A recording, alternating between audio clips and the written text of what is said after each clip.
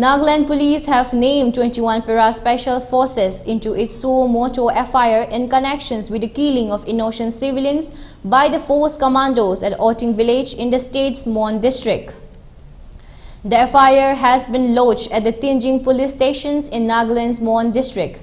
Security forces blankly opened fire at the vehicles without any provocations, resulting in the killings of many Oting villagers, the Nagaland Police stated in its FIR. The police in its FIR also stated that there was no police guides or security forces met requisitions to the police stations to provide police guide for their operations. Hence, it is obvious that the intentions of the security forces is to murder and injure civilians, the FIR mentioned. At least 13 coal miners from Oting village in Nagaland's Mon district were gunned down by security forces as the counter-insurgency operations went horribly wrong.